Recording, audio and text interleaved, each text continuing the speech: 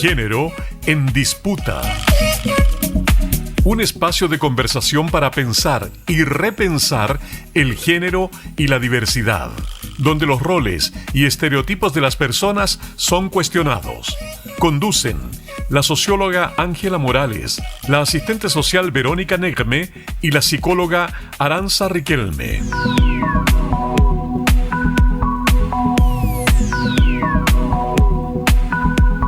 Hola, ¿cómo están? Les damos la bienvenida al primer capítulo de Género en Disputa. Este es un programa inspirado en el libro de Judith Butler, que es una filósofa estadounidense que ha sido clave en el último tiempo con los escritos donde pone en tensión la comprensión del sexo y el género. Estamos aquí bien acompañadas, estamos muy contentas de este primer capítulo, estamos un poco nerviosas, debo decir, porque es nuestra primera vez en la radio, pero estamos felices por este desafío.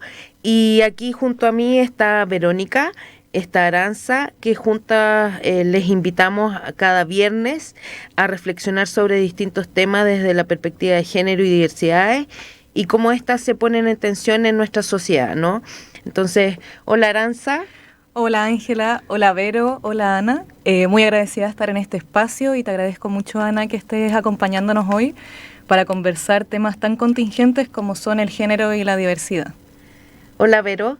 Hola, buen día a todos y todas. Esperemos que disfruten este espacio en donde, como comentábamos, vamos a discutir y reflexionar acerca de género.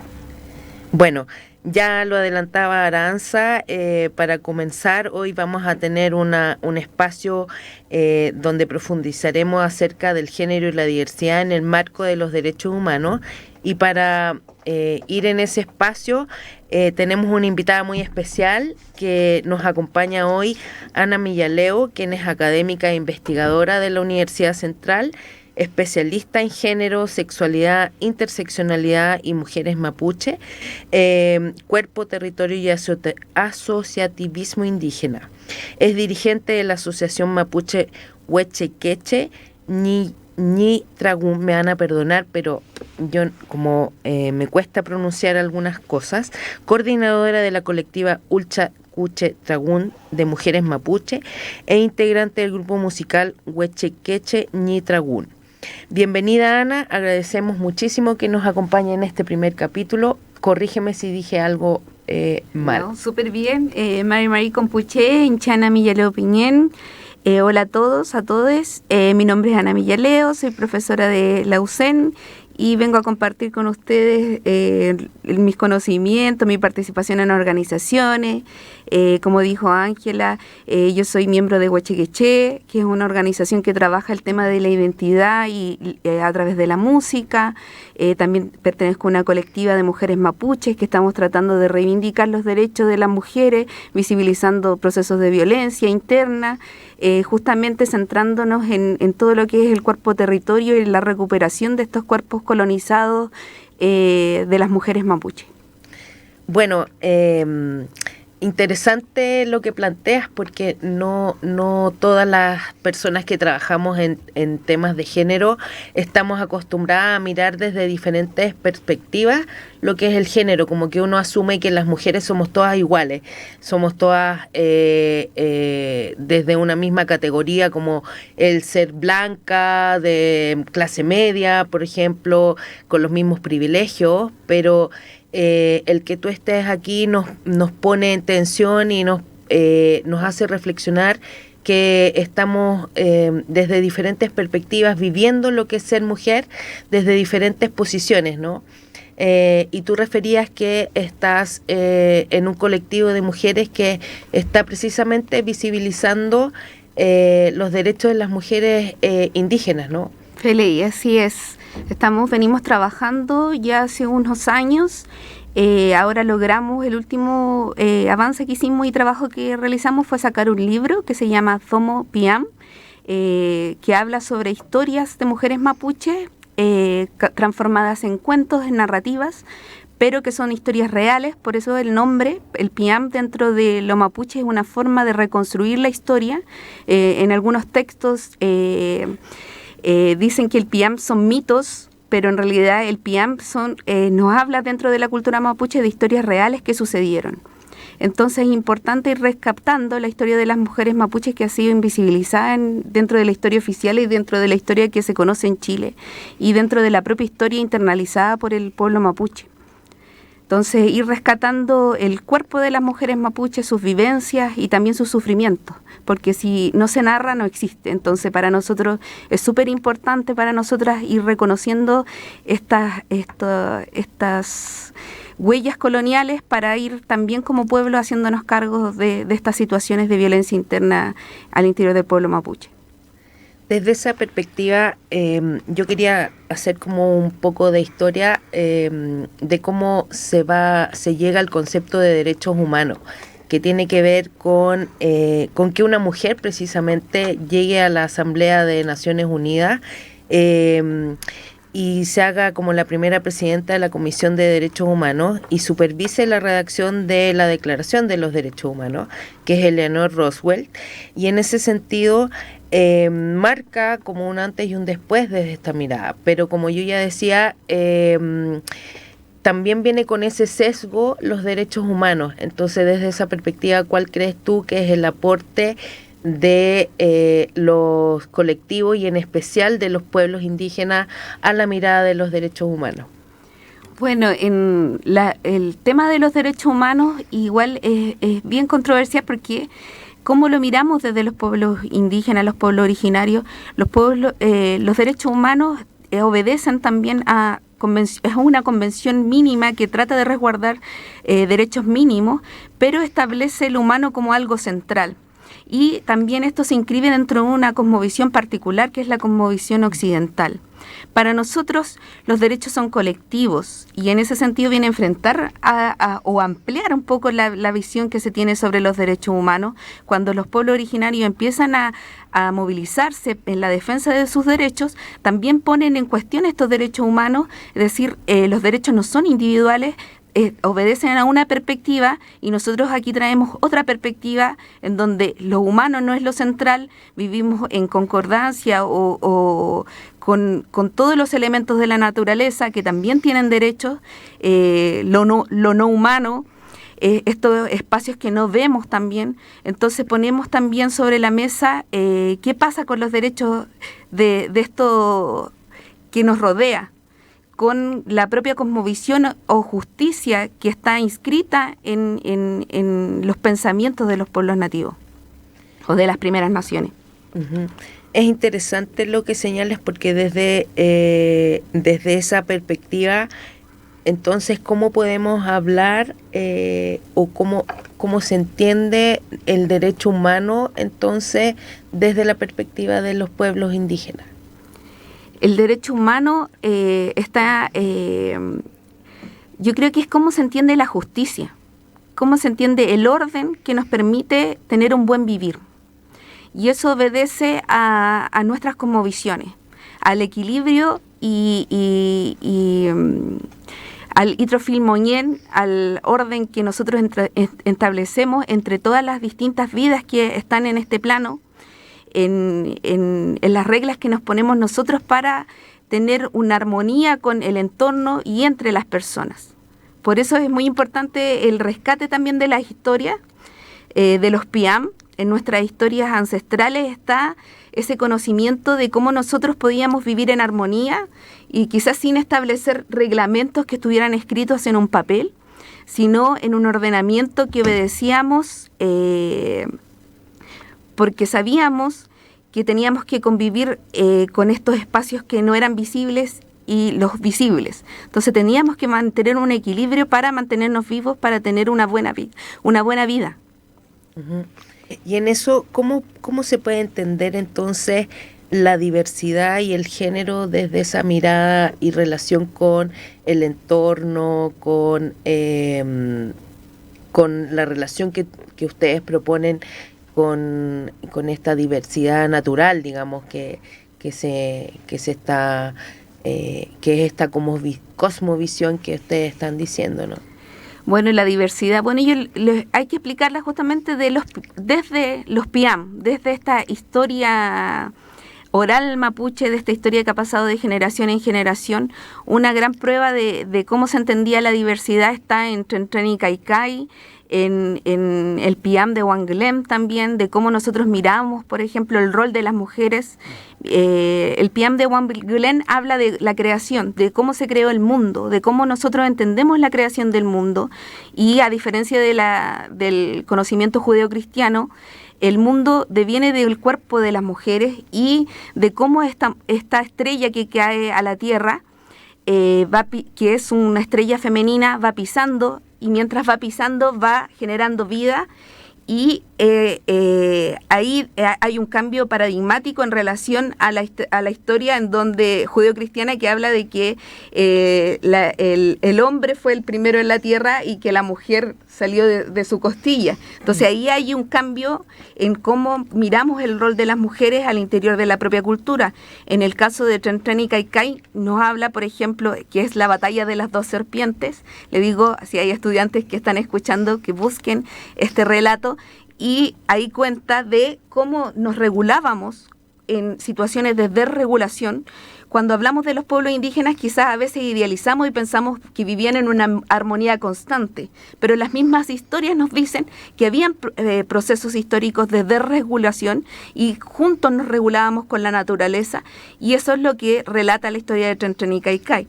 Dentro de este relato, que también nos habla de este territorio, de un gran terremoto en donde se enfrentan 2 grandes serpientes, una del agua y otra de la tierra, la de la tierra hace subir las montañas, y ahí hace que las personas se salven, y se salvan 4 personas, que son los que nos hacen a nosotros ser todos mapuches, porque todos venimos de estas 4 personas que se salvaron de este gran enfrentamiento. Dentro de ellas son un hombre anciano, una mujer anciana, una mujer joven y un hombre joven.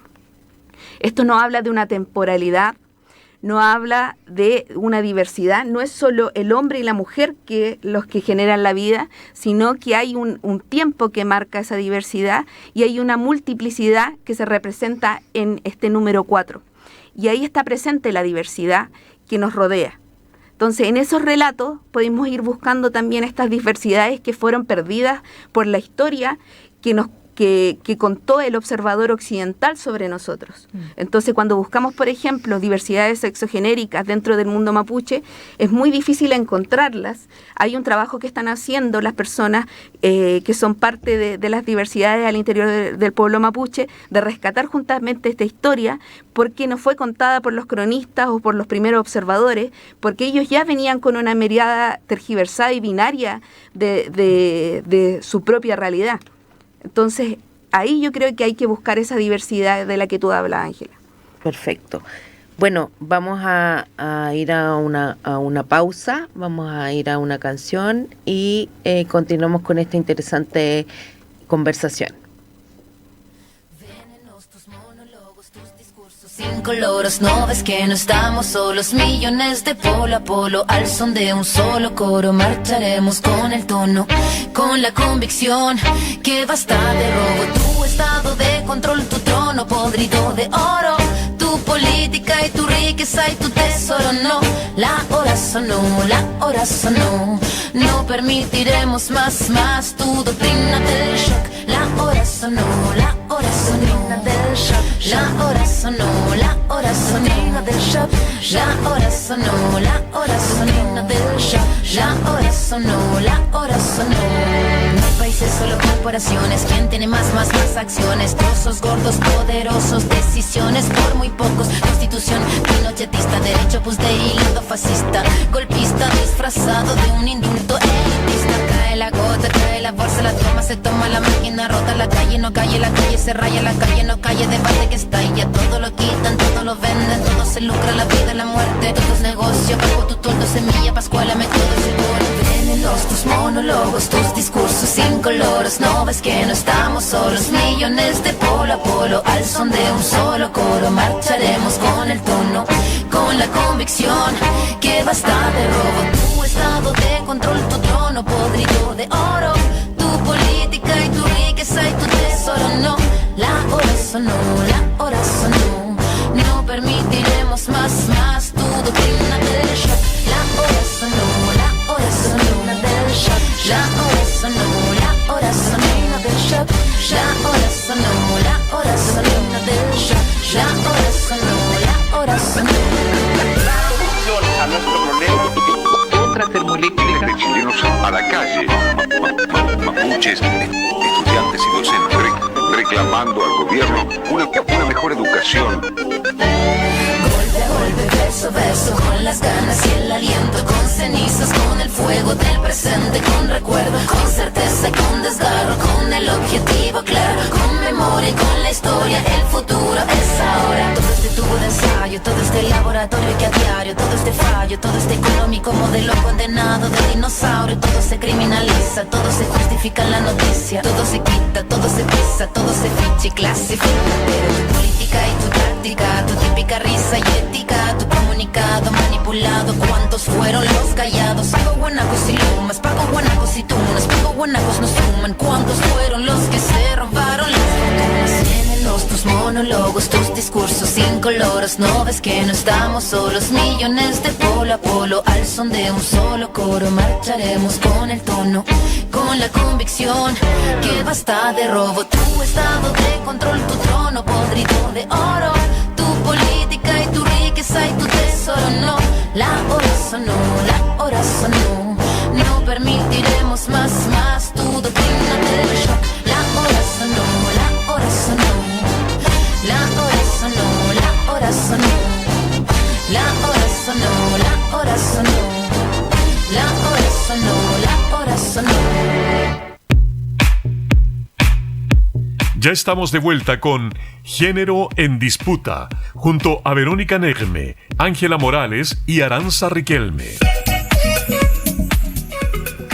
Ya, estamos de vuelta. Estábamos conversando con Ana Millaleo, quien nos contaba acerca de la cosmovisión mapuche y cómo ésta se va entrelazando y se va tensionando con lo que se entiende de derechos humanos o el concepto clásico que tenemos de derechos humanos. Nos estaba contando también acerca de cómo se va a comprender la diversidad desde la propia cosmovisión mapuche. Y para eso reflexionaba ella desde la historia de estas dos serpientes, de cómo surgen estas 4 personas que quedan después de esta, digamos, batalla. Feliz, sí, una gran batalla. Claro, entonces desde esa mirada queda la diversidad y que se está haciendo un trabajo también de poder reconstruir también el relato de cómo la diversidad sexogenérica ha estado presente en el pueblo mapuche. Entonces, en ese contexto, Ana, te quería preguntar cómo es que ustedes tienen relación con otros pueblos indígenas, cuál es la relación, cómo han ido construyendo también un relato en relación a otros, cómo se relacionan también desde el punto de vista con los derechos humanos en general, ¿cómo es esa relación?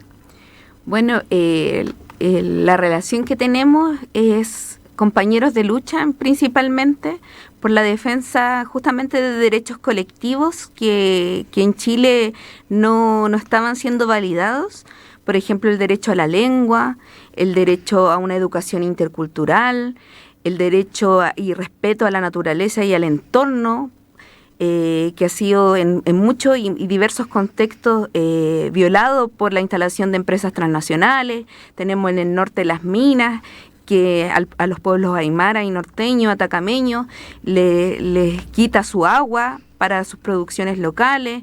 En el sur están las salmoneras, están las forestales. Entonces, en esta compañía de lucha entre pueblos, hemos buscado estos puntos en común, que justamente es la reivindicación de estos derechos colectivos, que enfrentan un poco los derechos humanos y que le hacen que puedan abrirse a no solo la defensa de los derechos individuales, sino a contemplar también la defensa de los derechos de los pueblos indígenas que viven de manera colectiva y comprenden la justicia de otra forma. Entonces, en ese sentido, hemos compartido estas luchas, son luchas compartidas, sobre todo ahora con algunos pequeños logros que hemos tenido, de la incorporación de algunos textos en la educación básica y primaria, de la educación intercultural y el rescate de las lenguas, que tiene que ver también con derechos humanos, por ejemplo, el derecho de los niños a educarse en su propia cultura. Entonces, son avances que han tenido y que hemos tenido como organizaciones y que son varios años de lucha y de conversaciones y de negociaciones con el Estado y con sus instituciones, como la institución educacional, eso. Disculpen, tú recién mencionabas como el rol del Estado, ¿no? En ese sentido, y mencionaste también las violaciones que se han producido. Sí. Entonces, las violaciones de derechos humanos se perpetúan por prácticas tanto culturales, pero también por los estados, ¿no? Hay una responsabilidad del Estado en ese sentido. Entonces, en ese contexto, ¿qué responsabilidad tienen los estados, y en particular acá en Chile, para garantizar la mirada desde los géneros y diversidades, los derechos humanos, y en este caso en particular de los pueblos, considerando las características que tienen, la cosmovisión que tú mencionabas?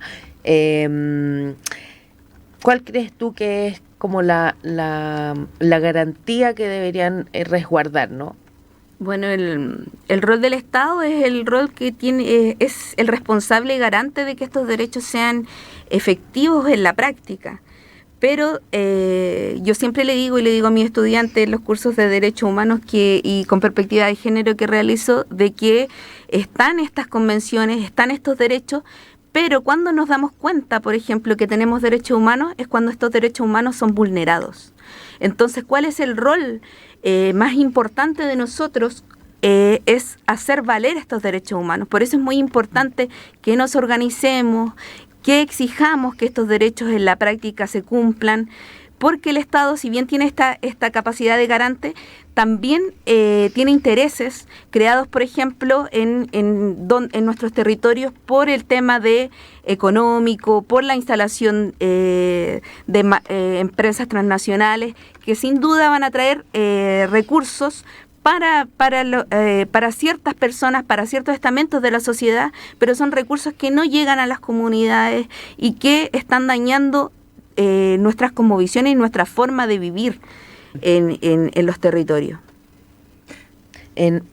Ahí tú mencionabas, yo tengo aquí un dato del informe anual del Secretario General de Naciones Unidas sobre los Objetivos de Desarrollo Sostenible, y hay un apartado que separé que señala que entre los defensores de derechos humanos que fueron asesinados había miembros del colectivo LGTBQ+,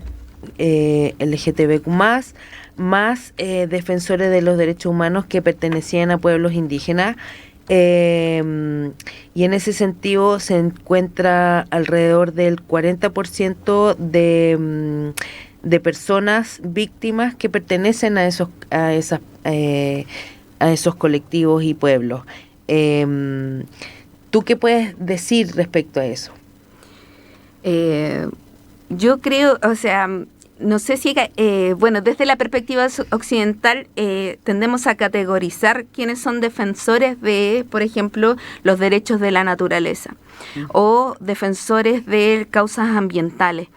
En este caso, todos los indígenas que estamos defendiendo el territorio ancestral, estamos defendiendo desde nuestra propia cosmovisión lo que comprendemos como vivir tranquilamente sin dañar el entorno, somos defensores de nuestra naturaleza. En este caso, ahí incrementarían las muertes, estaría Camilo Catrillanca, que quizás dentro de esa estadística no estaría presente, como defensor de la naturaleza, más específicamente y reconocidos como defensora ambiental está el caso de Macarena Valdés, está el caso de la chica Bau, que fueron asesinados también y que no han tenido justicia hasta el día de hoy en la justicia chilena, y están tramitándose sus casos en la justicia internacional. En ese sentido es interesante lo que planteas, porque claro, es una mirada occidental respecto a los derechos humanos. Entonces tú nos has enseñado durante esta jornada que los derechos humanos tienen otra mirada también, a diversificar, a comprender desde otra mirada los derechos humanos. Y claro, las estadísticas pueden tener otra mirada también, deberían tener otra interpretación, otros datos para poder que sean más complementarios y de esa manera las políticas públicas también sean para todos, ¿no? En ese sentido, es importante, ¿crees tú, que las comisiones sean mixtas para el análisis de las garantías de los derechos humanos para todos? La representación de los pueblos también en las comisiones de derechos humanos, en los informes, que las políticas públicas sean consideradas en instancias participativas. ¿Cuál es tu mirada respecto a ello? Yo soy media desesperanzada en esta institucionalidad. Creo sí, tengo aún esperanza y fe de que sean estas comisiones mixtas, vinculantes, que haya representación de las mujeres, los hombres, la diversidad sexogenérica, de los pueblos originarios, que esas voces sean escuchadas, pero que también tengan poderes de decisión, porque hay experiencias en vulneración de los derechos humanos y de acuerdo a la legislación internacional. Por ejemplo, el caso de lo que pasó con la forestal, el caso de Alto Biobío. Ahí estaba el tema de la CONADI, se había puesto, había una comisión compuesta por pueblos originarios y el Estado tenía que hacer cumplir esta legislación a nivel nacional. Pero ¿qué pasa? Que los pueblos indígenas que eran parte de esa comisión se opusieron constantemente y ellos lo que decidieron fue justamente tomar la decisión de que las represas se construyeran a puertas cerradas, despidiendo constantemente a los encargados de CONADI que se oponían y estaban en concordancia con los dirigentes indígenas que eran parte de esa mesa. Entonces, ahí habla de que quizás estas mesas, si no tienen una capacidad vinculante, solo queda en no sé, una representación que es políticamente pública, pero en donde se toman las decisiones no somos parte. Entonces es importante de que si hay realmente mesas que sean mixtas y que contemplen las diversidades, que estas mesas tengan poderes de decisión y que puedan oponerse a un proyecto como fue la instalación de la represa Ralco en el Alto Biobío. Ahí quería comentar algo, que en el fondo es bien interesante el tema de, o sea, pensando en lo que tú comentas, Ana, como en lo que está escrito en el papel, lo que se dice públicamente versus lo que se lleva en acto, que es, digamos, hay toda una declaración de derechos humanos, pero cuánto de eso se respeta, cuánto de eso se cumple, y pensaba mientras te escuchaba también, digamos, como cuán visibilizado es el tema de los derechos humanos realmente, cuánto sabe la gente, cuánto está aterrizado, y lo digo precisamente porque mucho se dice, como hoy en día en particular se habla mucho del respeto a los derechos humanos o la vulneración a los derechos humanos. Entonces ahí está la pregunta, claro, ¿cuánto sabe realmente, cuánto saben las personas cuáles son sus derechos, cuándo se respetan, cuándo no? Y eso, digamos, tensionado con la realidad de la justicia. Es muy poco lo que conoce la gente sobre derechos humanos, por eso a los mismos estudiantes yo les digo, cuando ustedes saben que tienen derechos humanos es cuando estos derechos humanos son vulnerados. Cuando una enfermedad me da un cáncer y tengo derecho supuestamente a la salud, y realmente me doy cuenta que no tengo derecho a la salud cuando, por ejemplo, tengo libertad de transitar por las calles, y cuando yo ando con mi vestimenta mapuche me dicen, no, usted no puede ingresar al metro, usted no puede pasar por afuera de la Moneda porque anda vestida de esa forma, o me preguntan qué está haciendo, va a estar mucho rato acá. Entonces ahí yo me doy cuenta por qué realmente, si realmente tengo esos derechos humanos, o esos derechos humanos se intersectan con otras situaciones, por ejemplo el tema de mi origen mapuche. Claro. Y ahí, digamos, me pregunto si, ¿qué crees tú? ¿Cuánto sirve estar informada, por ejemplo, de los derechos que una tiene para hacerlos valer frente a la sociedad ante situaciones incómodas, de injusticia? Al menos en tu experiencia, porque pienso en un caso cotidiano, digamos que alguien se sienta discriminado por diversos motivos. Hace poco vimos una noticia de una mujer con discapacidad que no pudo acceder al ascensor del metro, y las personas del metro le dijeron que, bueno, no tenían una solución, y esta persona subió un video, que quizás algunos lo vieron, donde se arrastraba, digamos, por la escalera intentando poder salir porque no tenía ninguna otra forma de hacerlo. Entonces ahí tengo la duda, si ¿cuánto se puede, digamos, hacer valer un derecho a la medida que uno está informado de lo que corresponde? Es muy importante, por ejemplo, en el caso que yo te contaba del metro, que me han prohibido el ingreso, yo siempre, y las organizaciones mapuches se han encargado de justamente difundir lo que es el convenio 169, la ley indígena 19.253. Entonces yo siempre ando con mi librito pequeñito de la ley indígena, y en ese momento lo andaba trayendo y le dije, mire, yo tengo derecho porque está esta ley. Y ahí como que el guardia retrocedió y dijo, ahí me sirvió este conocimiento. Otra experiencia que quería contar del mismo texto que hicimos con las chicas de mi colectivo El Chacuché era la historia de mi hija, que ella escribió una historia que le sucedió en el colegio, se llama Leufuco con K, y se vincula a que los niños tienen derecho a ser llamados por su nombre. Y ella en esta historia cuenta cómo una profesora le dice, yo te digo como yo quiero.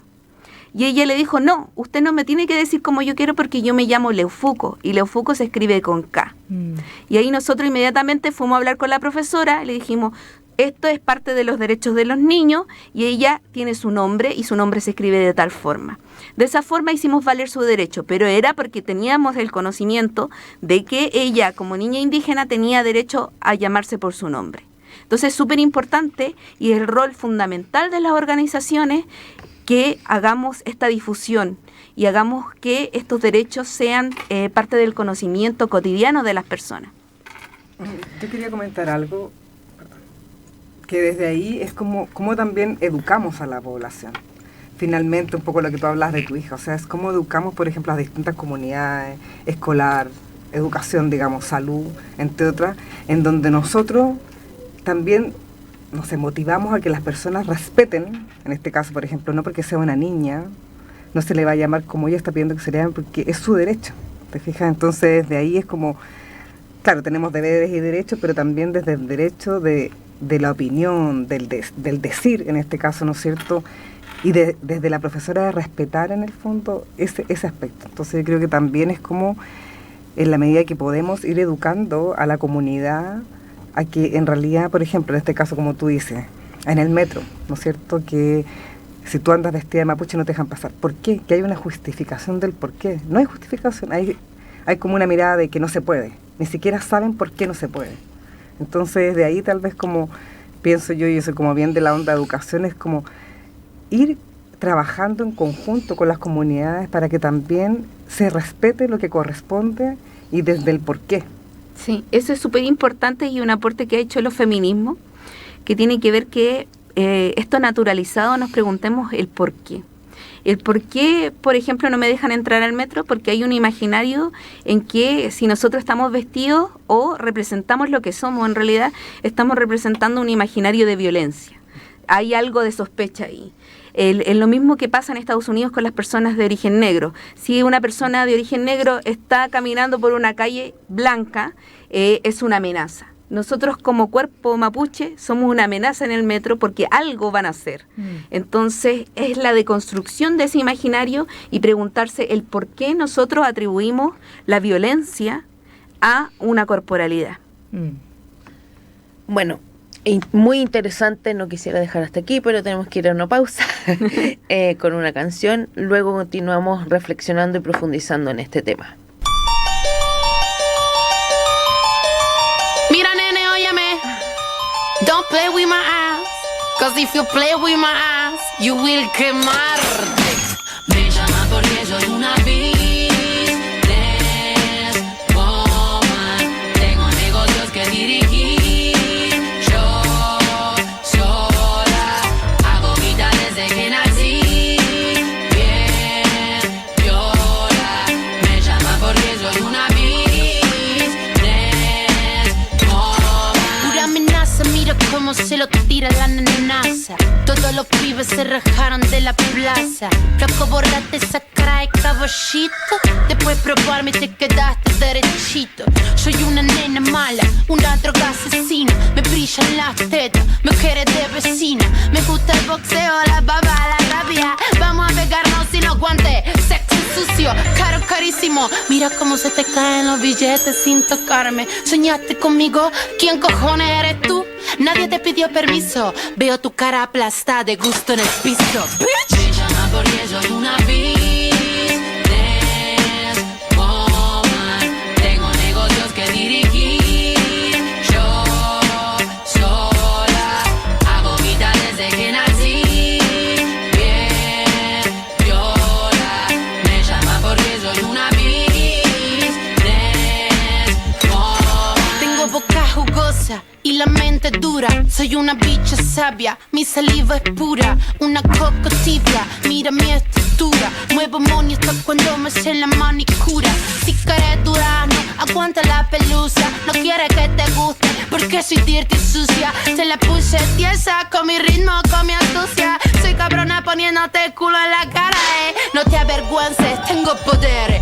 Hago lo que quiero, carajo, hago la ley. Me pone mi trabajo, te tengo en la cocina arrodillado moliendo agua. Ay, soy el diablo si quiero, un ángel del cielo. Ay, cariño, que tomaste, todito mi juguito calentito te tragaste. Mucho peso sobre mis hombros, mucho drama. Mírame a los ojos, chúpame como una fucking dama. Me llama porque soy una business woman. Tengo negocios que dirigir. Yo sola hago vida desde que nací. Bien, viola. Me llama porque soy una business woman. I'm a businesswoman in a business world. Cuidado que soy picante y esto me da calor. I'm a businesswoman in a business world. No tengo tiempo y toda tu vida la manejo yo. I'm a business in a business world. Cuidado que soy picante y esto me da I'm a businesswoman in a business world. No tengo tiempo y toda tu vida la manejo yo. La hechicera del mambo te vino a cabalgar. Solo al rapear mi barra ahí te puedo yo matar. Tengo las piernas mojaditas, no las consigo secar. Y ya me estaba calentando y de tanto laburar. Soy voluminosa, latina, letal y sugerente. Soy nena peligrosa y voy directo a tu mente. Pregúntate, ¿cuánto odias? ¿Cuánto amas? No vine a dar lección, no vine a hacer tu cama. Te vi rezándole a papá en el suelo. Ay, qué miedo da la oscuridad. Cuando me lo hagas, tírame del pelo. Brindo con agua porque puedo. Yo corto el roquefort. Si quieres comer, ven y que yo tengo el tenedor. Ya estamos de vuelta con Género en Disputa, junto a Verónica Negme, Ángela Morales y Aranza Riquelme. Ya, estamos de vuelta, seguimos conversando esta mañana con Ana Millaleo, quien nos ha puesto en jaque con una interesante experiencia, con una interesante mirada, nos ha hecho reflexionar acerca del rol del Estado, ahora en la última parte del programa, acerca de cómo garantizamos. Estábamos conversando también de cómo es importante dar cuenta de conocer nuestros derechos, y que también contaba que cuando uno es vulnerado en sus derechos, ahí uno toma conciencia que toma un derecho, ¿no? Respecto a esto último, tú también hablabas, Ana, respecto a cuando uno está en distintas posiciones, ¿no? O se intersectan ciertas situaciones para darnos cuenta. Y yo te quería preguntar acerca del enfoque interseccional, ¿no? Que uno no es solamente mujer, sino que es mujer indígena, por ejemplo, etcétera. Entonces, cuéntanos un poco cómo nos puede ayudar este enfoque a comprender mejor una situación o cómo algunas personas tienen mayores posiciones de privilegio u opresión, o como, por ejemplo, hay mayores desigualdades para algunos, esto mismo que hablábamos en los colegios, por qué una profesora se siente con la atribución de decirle a otra persona, yo te digo como quiero, etcétera. Yo creo que el enfoque interseccional, que tiene algunas críticas por ahí, yo creo que es importante que podamos como tomarlo como punto de partida para ir complejizando también la visión que tenemos sobre las mujeres, sobre las diversidades, ir ampliando esa mirada para que nos reconozcamos diversos. Yo creo que es un gran punto de partida y tiene que también que ver con conocernos nosotros mismos, nuestras propias intersecciones, conocer desde dónde también estamos hablando para poder empatizar con la mirada del otro. Porque yo soy mujer, tengo una perspectiva distinta sobre el tema de género, tengo que verme a mí misma de otra forma y releerme, por ejemplo, cuando hacen preguntas sobre la violencia o las categorías de género, empezarme a mirar a mí misma para poder empatizar con el otro, que es lo que nos cuesta mucho, y nos cuesta también mucho entre mujeres. Por eso se pone en cuestión mucho el tema de la sororidad, pero tiene que ver con eso porque no partimos observándonos nosotras mismas para poder justamente empatizar con el otro. Entonces yo creo que desde esa mirada es súper importante que las mujeres indígenas empecemos a ver también nuestra realidad para poder empatizar con un movimiento general, por ejemplo, como el movimiento feminista. Yo creo que nos ha servido mucho las movilizaciones generalizadas de mujeres en Chile, a las mujeres mapuches, para poder empezar a pensarnos dentro de un movimiento en donde nosotros somos parte, pero que nunca antes no habíamos pensado como mujeres mapuche. Y nos sirvió, por ejemplo, para reflexionar sobre nuestro lugar en la historia, sobre las prácticas que eran asociadas a lo masculino dentro de la historia mapuche interna, como la práctica del palín.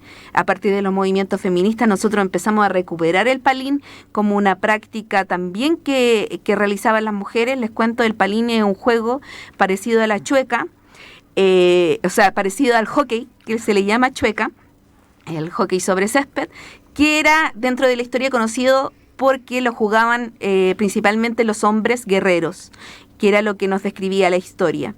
Pero resulta que con la investigación que nosotros realizamos como mujeres, empezamos a descubrir de que este juego se le había prohibido a las mujeres por parte de la Iglesia Católica y que dentro de la memoria mapuche lo habíamos internalizado como un juego masculino. Pero hay crónicas que dan cuenta de que las mujeres también lo jugábamos. Entonces, a partir de estas movilizaciones empezamos a recuperar eso y a incomodar un poco a la orgánica mapuche que creía que este juego era solo para los hombres. Entonces, eso es algo que nos logró esta empatía entre los movimientos, reflexionar sobre nuestra propia historia. Entonces, esta interseccionalidad en la práctica se ve de esta forma, se ve en acciones que nos hacen justamente mirarnos y empatizar. Interesante el cómo un enfoque nos permite, como dices tú, poder remirarse, ¿no? Que no es solo una categoría académica, analítica, sino que también uno lo puede llevar a la propia experiencia de remirarse, de resituarse, de mirar la trayectoria y poder también mirarse frente a un otro, ¿no? U otra. En ese sentido, Ana, ¿cómo tú hablas tú hablaste de la cuestión de sororidad. Quisiera profundizar en eso porque es algo que nos tensiona como mujeres. Y dice, esta no es sorora, o hay comentarios, o qué sé yo. ¿Cómo ves tú esta cuestión de la sororidad? Esta hermandad entre mujeres, bueno, aportarles de que nosotros le llamamos que yu somos wen, que significa ayudarnos entre nosotras, colaborarnos entre nosotras, trabajar entre nosotras.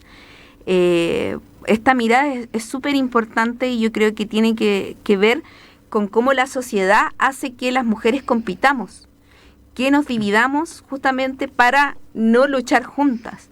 Entonces, recuperar esta mirada compartida entre mujeres que antes se daba naturalmente, por lo menos la reflexión que nosotros hemos hecho respecto al que yu somos wen dentro de lo mapuche, es que los espacios domésticos en donde nosotras compartíamos, en donde nosotras lavábamos la lana, en donde nosotras cocinábamos juntas, tejíamos juntas, todas estas labores de estos espacios nos hacían justamente recuperar estas conversaciones, este trabajo común y mirarnos entre nosotras, pero la sociedad moderna nos puso en un espacio altamente dividido, separado, que hace que estos discursos y estas palabras ya no se encuentren. Entonces hay que enfrentarse a ese sistema, hay que generar estas instancias entre mujeres para poder volver a encontrarnos, para que estas palabras se vuelvan a cruzar, para que volvamos a hablar de nosotras mismas. Tú ahí decías recuperar la mirada compartida.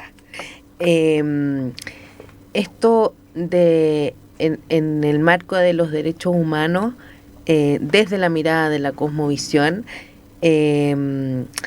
también es un rememorar, es un revisarse. Parece que hay mucho trabajo, tú lo mencionabas al inicio del programa, que tiene que ver con, no recuerdo bien la palabra que tú utilizaste en este libro, que es como... ¿El PIEM? El PIEM, eso.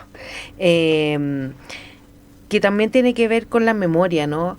Que mucho trabajo de recuperar y poder ponerlo en boga tiene que ver con la memoria, con registrar la memoria, con que sin ella difícilmente vamos a reconocer también lo que tú dices, reconocer cuando violan nuestros derechos, cuando no estamos mal, estamos en una posición de subordinación, etcétera. Entonces yo quisiera dejar planteado para ti cuál es finalmente el mensaje que tú quieres dejarles a todas nuestras auditoras, auditores, respecto a la memoria y los derechos humanos, ¿no?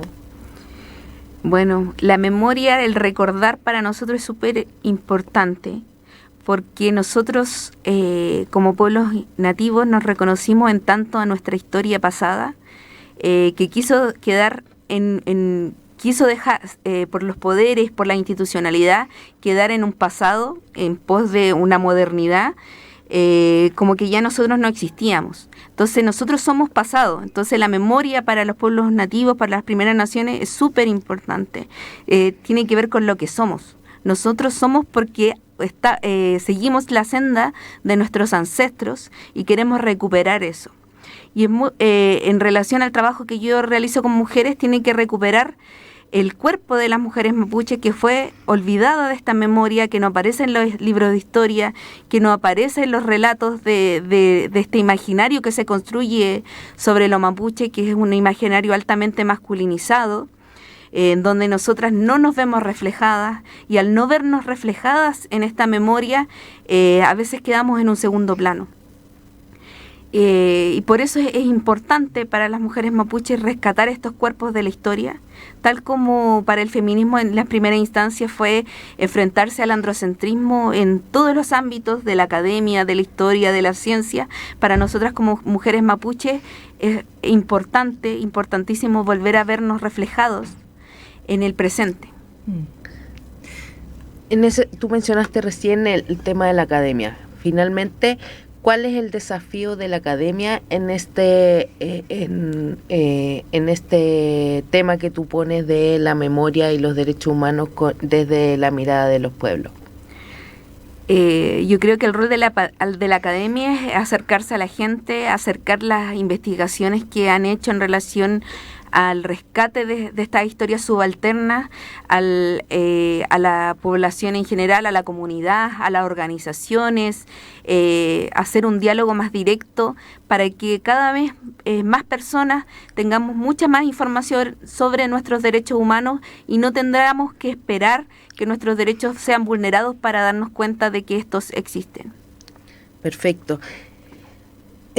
Nosotros queremos darte las gracias por compartir tu experiencia y mirada en este tema.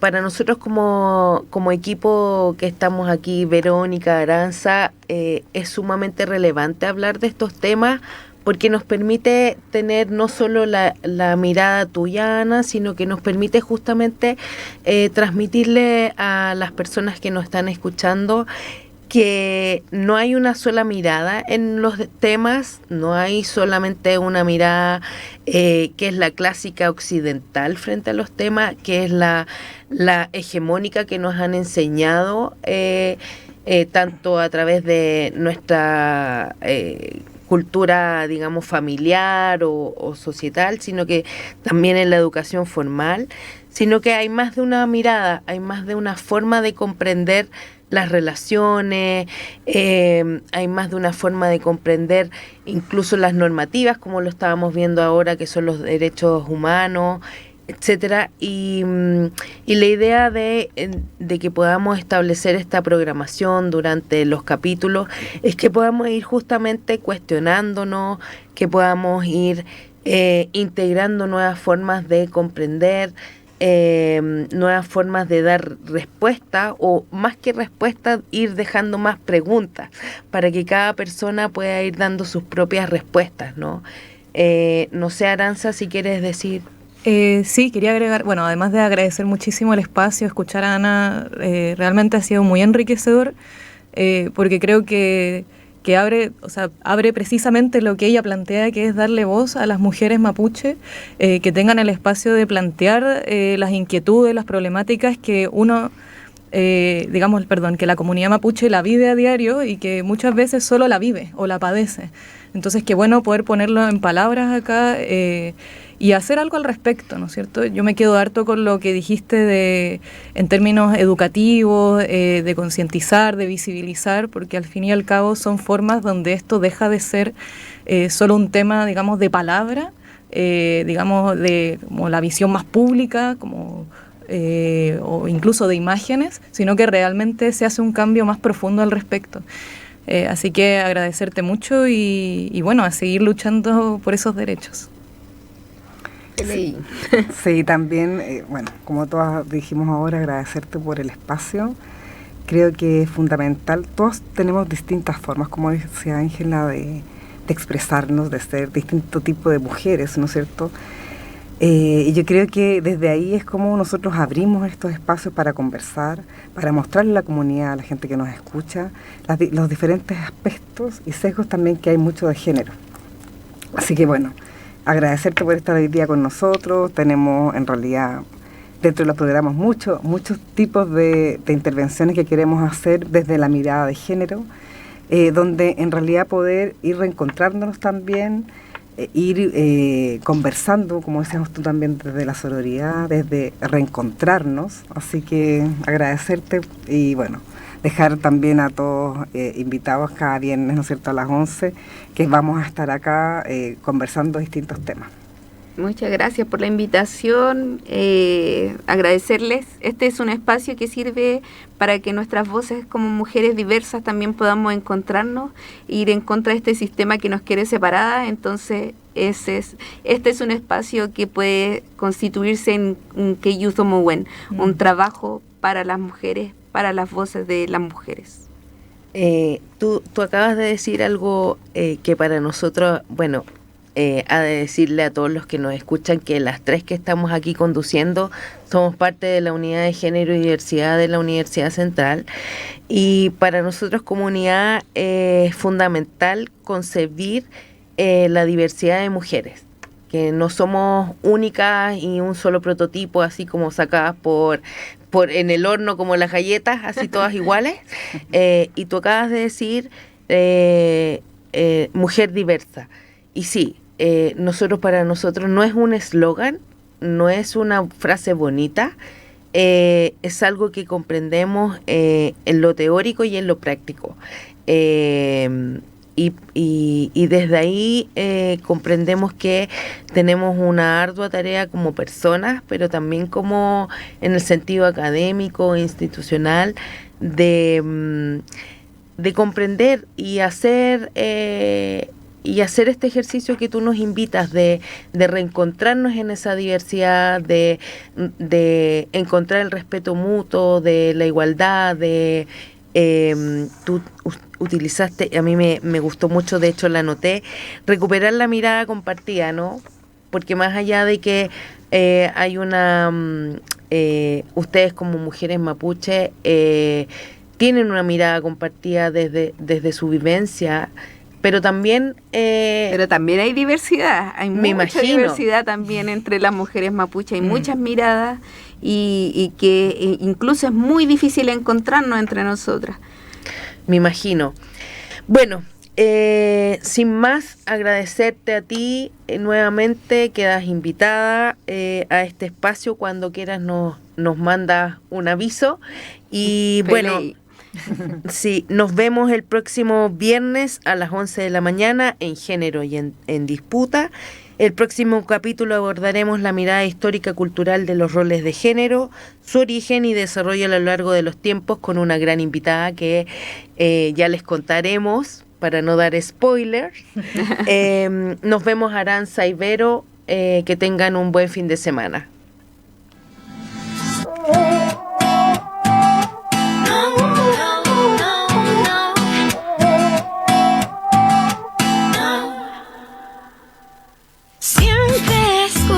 Que una mujer tenía que ser todo eso que no quiero ser. No, nunca pregunté que estaba mal o estaba bien. Mi única verdad es no ceder. No, soy suficiente, soy muy valiente, poco obediente, intransigente, como un clavel soy frágil también. Sigo mi propio riel. Soy esa voz que habita el dolor, acaparadora, controladora, como un vaivén débil, fuerte a la vez. No voy a complacer.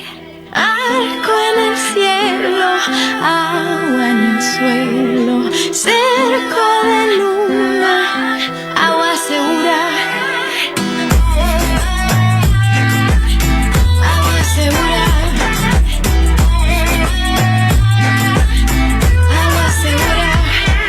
De niña me decían que el silencio era el poder de todo aquel que busca esconder.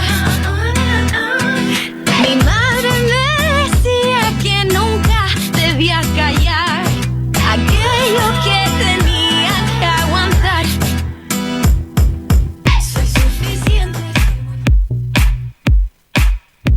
En Radio U Central 107.1 FM hemos presentado